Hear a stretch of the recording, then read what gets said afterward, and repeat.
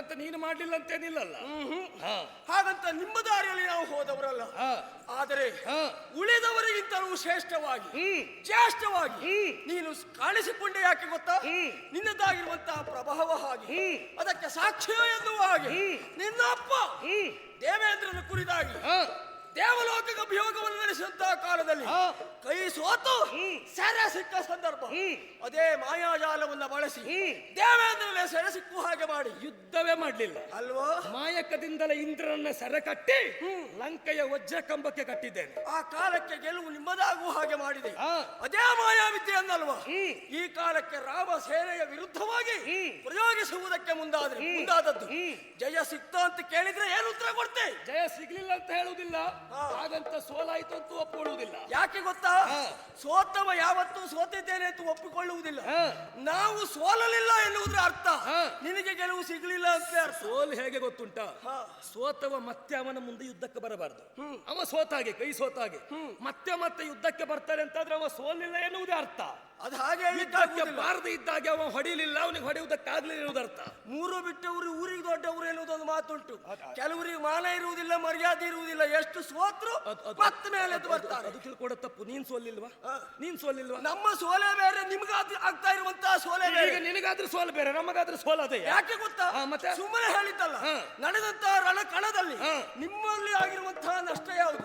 ರಾಮ ಸೇನೆಗೆ ನಿಮ್ಮಲ್ಲಿ ಏನು ಮಾಡುವುದಕ್ಕಾಗಿ? ರಾಮ ಸೇನೆಗೆ ನಷ್ಟ ಆಗ್ಲಿಲ್ವಾ? ಇವತ್ತು ಬೆಳಿಗ್ಗೆ ಯುದ್ಧಕ್ಕೆ ಬಂದವ ಸೂರ್ಯಾಸ್ತಮಾನಕ್ಕೆ 144 ನಿಮಿಷ ಇರುವಾಗ 67 ಕೋಟಿ ಮಂಗಗಳನ್ನು ಕೊಂದಿದ್ದೇನೆ. ನೀ ಲೆಕ್ಕ ಹಾಕು ಸರಿ ಉಂಟು, ನಾವು ಲೆಕ್ಕ ಮಾಡ್ಲಿಲ್ಲ. ಯಾಕೆ ಗೊತ್ತಾ? ನಿಮ್ಮಲ್ಲಿ ಕೋಟಿ ಕೋಟಿ ಸಂಖ್ಯೆಯಲ್ಲಿ ಸಾಯ್ತಾ ಇದ್ದೀರಿ. ನಮ್ಮಲ್ಲಿ ಸತ್ತದ್ದು ಯಾರಿಗೂ ಗೊತ್ತಿಲ್ಲ. ಯಾಕೆ ಹೇಳು? ಯಾಕೆ? ಸತ್ತವರು ಒಬ್ಬರನ್ನು ನಾವು ಇಟ್ಕೊಳ್ಳಿಲ್ಲ, ಎಲ್ಲರನ್ನ ಸಮುದ್ರಕ್ಕೆ ಹಾಕಿದ್ದೇವೆ. ಆ ಮಟ್ಟಿಗೆ ನೀವು ಒಟ್ಟಿಲ್ಲ. ಲೆಕ್ಕಾಚಾರ ವಿರೋಧಿಗಳಿಗೆ ಸಿಗಬಾರದು ಎನ್ನುವ ಕಾರಣಕ್ಕಾಗಿ ಆದ ನಷ್ಟವನ್ನು ತೋರಿಸಬೇಕಾಗಿ ನೀವು ಮಾಡಿದ ಅಲ್ಲವೇ ಅಲ್ಲ. ನಮ್ಮವರನ್ನ ಯಾಕೆ ಸಮುದ್ರಕ್ಕೆ ಹಾಕಿದ್ದು?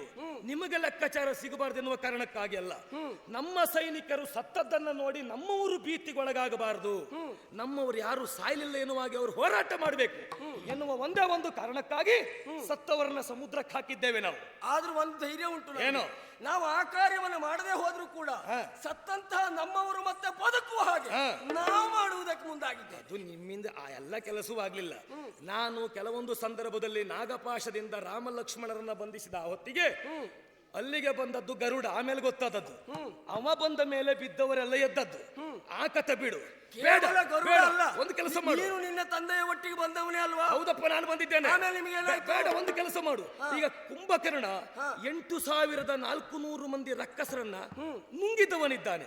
ನುಂಗಿದವರು ಹೊರಗೆ ಬಂದಿದ್ರ? ನುಂಗಿದವರು ಹೊರಗೆ ಬರಲಿಲ್ಲ, ಜೊತೆಯಲ್ಲಿ ನುಂಗುವುದಕ್ಕೆ ಮುಂದಾದ ಅವನೇ ಬದುಕುಳಿಲ್ಲ. ಅವ ಸತ್ತ. ಹೌದು, ಹಾಗೆ ಹೇಳಲಿಕ್ಕೆ ಹೋದ್ರೆ ಕುಂಭಕರ್ಣನ ಶೂಲದಿಂದ ನೀನು ರಕ್ತ ಕಾರಿ ಬಿದ್ದಿದ್ದೇನೆ. ಅದೇ ಹೇಳಿದ್ದು ನಾನು. ಯಾವ್ದು ಗೊತ್ತುಂಟ?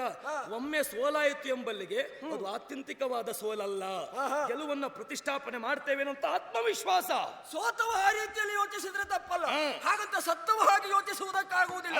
ನಿಮ್ಮಲ್ಲಿ ಗಣ್ಯಾತಿ ಗಣ್ಯರು ಅಂತ ಕರೆಸಿಕೊಂಡವರೆಲ್ಲರೂ ಈಗಾಗಲೇ ಸತ್ತು ಬಿದ್ದಿದ್ದಾರೆ. ಹೀಗಿರುವಾಗಲೂ ಅದೇ ಮಾಯೆಯ ಮೂಲಕವಾಗಿ ಗೆಲ್ತೇನೆ ಎಂದು ಮುಂದುವರೆದು ಬರ್ತಾ ಇದ್ದೀಯಲ್ಲ. ಈಗಾಗಲೇ ನಮ್ಮಲ್ಲಿ ಕೆಲವು ಕಪಿಗಳನ್ನು ಗೆದ್ದಿದ್ದೇವೆ ಎನ್ನುವಂತಹ ಹಠದಿಂದಲೇ ಅಲ್ವ ರಾಮದೇವರ ಎದುರು ಯುದ್ಧಕ್ಕೆ ಹೋದದ್ದು. ಆಮೇಲೆ ಕೈ ಸೋತು ನಿನ್ನ ಮಾಯಾವಿದ್ಯೆಯ ಮೂಲಕವಾಗಿ ತಪ್ಪಿಸಿಕೊಂಡು ನನ್ನ ಎದುರಿಗೆ ಬಂದ ಹುಚ್ಚನೆ. ನಾನು ರಾಮನನ್ನು ಪರೀಕ್ಷೆ ಮಾಡಿದ್ದು. ರಾಮನ ಪರೀಕ್ಷೆಯಲ್ಲಿ ರಾಮ ಸ್ವಲ್ಪ ಉತ್ತೀರ್ಣನಾಗಿದ್ದಾನೆ.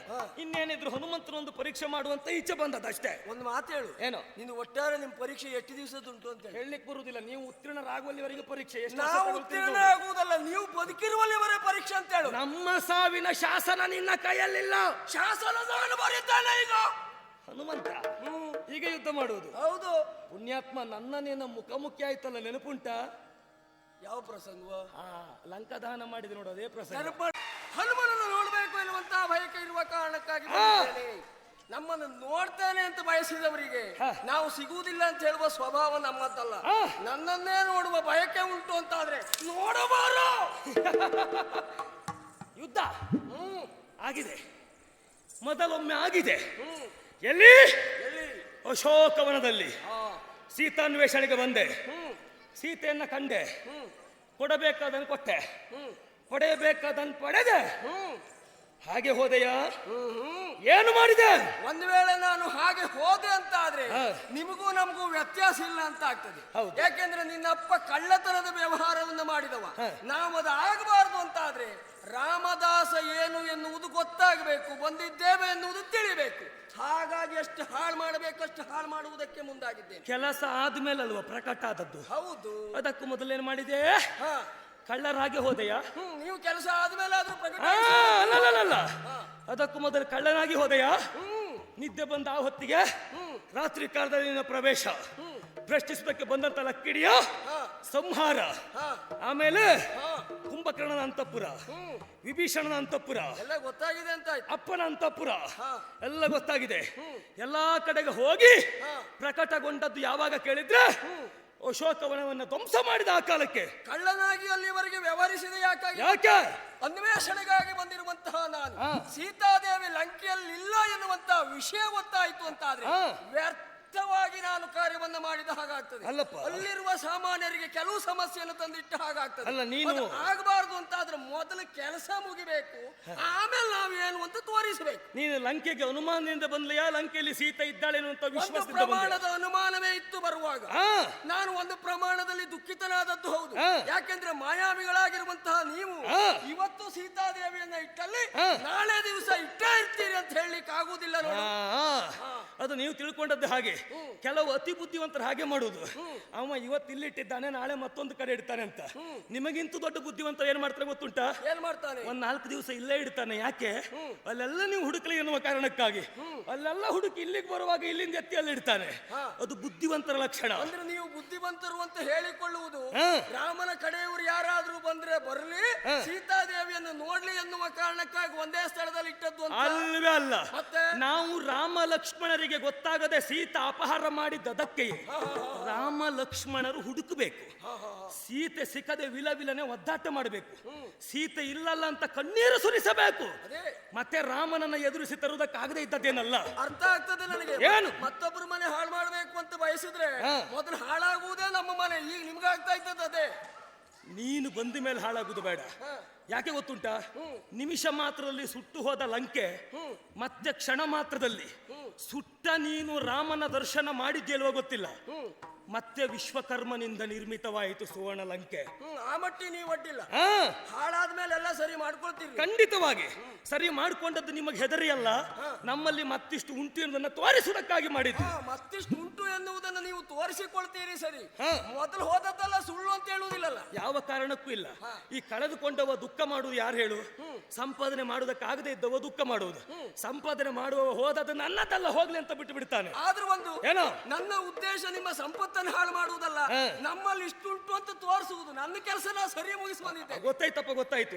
ನೀನು ಮಾಡಿದ್ದು ಆತುರಗೆಟ್ಟ ಆಂಜನೇಯ ಅಂತಲೇ ಮಾಡಿದ್ದಲ್ವಾ? ಯಾಕೆಂದ್ರೆ ನಿಮ್ಮ ಸಂಪತ್ತನ್ನು ನೋಡುವುದೇ ಹೌದು ಅಂತ ಆದ್ರೆ ಮತ್ತೆ 2 ದಿವಸ ಬಿಟ್ಟು ಮತ್ತೆ ಬರ್ತಿದ್ದೆ ನಾನು. ಈಗ ಹೇಗಾಗಿದೆ ಅಂತ ನೋಡ್ಲಿಕ್ಕೆ ಅದು ಮಾಡ್ಲಿಲ್ಲ. ಮಂಗ ಸಂತಾನಕ್ಕೆ ಅಪವಾದ ತಂದು ಕೊಟ್ಟವ ಯಾರು ಕೇಳಿದ್ರೆ ಹನುಮಂತ. ಹೇಗೆ ಹೇಳ್ತೀನಿ ನೀನು? ಆತುರಗೆಟ್ಟ ಆಂಜನೇಯ ಏನು ಅಂತ ಹೆಸರು ಬಂತು ನಿನಗೆ. ಹೇಗೆ ಬಂತು ಅದು? ಹೇಗೆ ಬಂತ ಹೇಳು?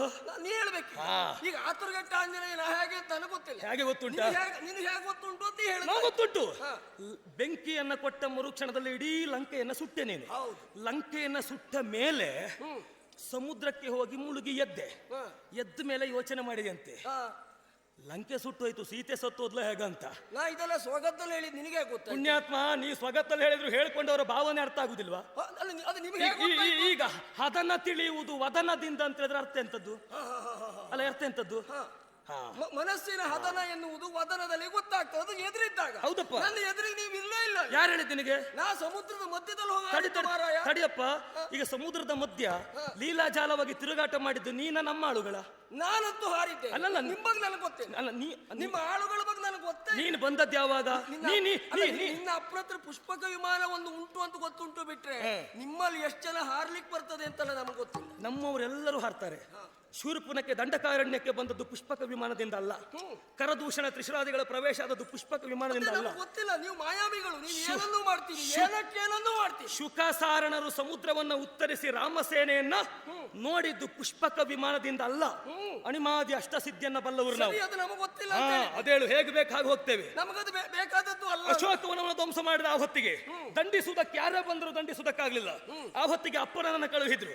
ನನಗೂ ನಿನಗೂ ಮುಖಾಮುಖಿ ಕಾಳಗದ ಕಣದಲ್ಲಿ ಬ್ರಹ್ಮಾಸ್ತ್ರವನ್ನ ಪ್ರಯೋಗ ಮಾಡಿ ನಿನ್ನನ್ನ ಬಂಧಿಸಿ ಚಿಕ್ಕಪ್ಪ ಕುಂಭಕರ್ಣನ ವಜ್ರದ ರಥದಲ್ಲಿ ಕುಳ್ಳಿರಿಸಿಕೊಂಡು ಅಪ್ಪನ ಸಭೆಗೆ ಕರೆತಂದೆ. ಆ ಮಟ್ಟಿಗೆ ಅಡ್ಡಿಲ್ಲ. ಏನೋ ನನ್ನನ್ನು ಎತ್ತರದಲ್ಲಿಯೇ ಕೂರಿಸ್ಕೊಂಡು ಹೋಗಿದ್ದು. ಹೌದು, ಯಾಕೆ ಹೇಳು? ಯಾಕೆ? ನೀನು ಒಬ್ಬನೇ ಹೋಗುದಲ್ಲ, ನಾನು ಅದರಲ್ಲಿ ಇರ್ಬೇಕಲ್ಲ. ಹಾಗಾಗಿ ಈ ದೊಡ್ಡವರ ಹೆಸರಲ್ಲಿ ಸಣ್ಣವರಿಗೆ ಒಂದು ಜಾಗ ಅಂತ ಹೇಳಿದ ಹಾಗೆ. ನಾನು ಸಣ್ಣ ಅಂತ. ಹೌದೌದು. ಸರಿ ಸರಿ, ತಾವು ದೊಡ್ಡ ಅಂತ ಭಾವಿಸಿದವರು ಹಾಗೆ, ಮತ್ತೊಬ್ಬರೆಲ್ಲ ಮತ್ತೆಲ್ಲ ಸಣ್ಣ ಅಂತ. ಮಂಗ ಎಷ್ಟೊತ್ತಿಗೂ ಸಣ್ಣವೇ. ಮಂಗ ರಾಮನಿಗೆ ದೊಡ್ಡದಾಗಿರ್ಬೋದು, ನಮಗೆ ಸಣ್ಣದ್ದೇ. ಸರಿಯಪ್ಪ. ನೀನು ವಿಕ್ರಮ್ಯ ಹೌದಾಗಿದ್ರೆ ಅಶೋಕ ವನದಲ್ಲಿ ತೋಳಿನಲ್ಲಿ ನಿಕ್ಷೇಪವಾದ ಬಲ ಎಲ್ಲಿ ಹೋಯ್ತು?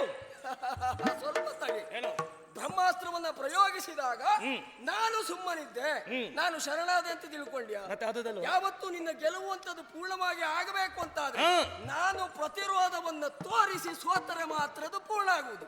ನಾನಲ್ಲಿ ಪ್ರತಿರೋಧವನ್ನು ತೋರಿಸಿದ್ದೇನೆ. ಯಾಕೆ ತೋರಿಸ್ಲಿಲ್ಲ? ಯಾಕೆ ತೋರಿಸಲಿಲ್ಲ ಅಂದ್ರೆ ನಾನು ಬ್ರಹ್ಮಾಸ್ತ್ರಕ್ಕೆ ಮೊದಲನೇದಾಗಿ ಗೌರವ ಕೊಟ್ಟದ್ದು. ಯಾರಿಗೆ?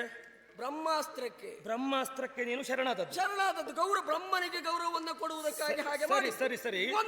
ಇನ್ನೊಂದು ಒಂದು ಮಾತುಂಟು, ಗೊತ್ತುಂಟು? ಅಡುಗೆ ಮಾಡಿದ ಹಾಗೂ ಆಯ್ತು, ಚಳಿ ಕಾಸಿದ ಹಾಗೂ ಆಯ್ತು. ಸರಿ, ಈಗ ನಿಮ್ಮದ್ದು ಹಾಳು ಮಾಡಿದ ಹಾಗೂ ಆಗ್ಬೇಕು. ಇಲ್ಲಿ ನನ್ನ ಕೆಲಸವೂ ಮುಗಿಬೇಕು. ಈಗ ಬಂದವ ನಾನು ಏನು ಎನ್ನುವುದು ನಿನ್ನ ಅಪ್ಪನಿಗೆ ಗೊತ್ತಾಗಬೇಕು ಅಂತಾದ್ರೆ ನಾನು ನಿನ್ನ ಅಪ್ಪ ಇದ್ದಲ್ಲಿ ಈಗ ಬ್ರಹ್ಮಾಸ್ತ್ರಕ್ಕೆ ನೀನು ಶರಣಾದದ್ದೇ ಹೌದಾದ್ರೆ ಶರಣಾಗತಿ ಆಗುವ ಬ್ರಹ್ಮಾಸ್ತ್ರ ಪ್ರಯೋಗ ಆದದ್ದು ಯಾರಿಂದ? ನಿನ್ನಿಂದ. ಹಾಗಾದ್ರೆ ಏನು ಪ್ರತ್ಯಕ್ಷ ಪರೋಕ್ಷ ಶರಣಾದದ್ದು ಯಾರಿಗೆ? ಅಲ್ಲಲ್ಲ, ಯಾರಿಗೆ? ನೀ ಅಂತ ತಿಳ್ಕೊಳ್ತೇನೆ. ಈಗ ನೀನು ಶರಣು ಹೊಂದುವ ಅಸ್ತ್ರವನ್ನ ನಾನು ಪ್ರಯೋಗ ಮಾಡಿದ್ದೇನೆ ಅಂತಾದ್ರೆ ಶರಣಾಗತಿ ಯಾರಿಗೆ ಅಂತ? ಅಲ್ಲ, ನೀನ್ ಹೇಗೆ ತಿಳ್ಕೊಂಡು ನಂದು ಆಕ್ಷೇಪ ಇಲ್ಲ. ಆದರೆ ಮತ್ತೆ ಆ ಕಾಲಕ್ಕೆ ನಾನು ಶರಣಾದದ್ದು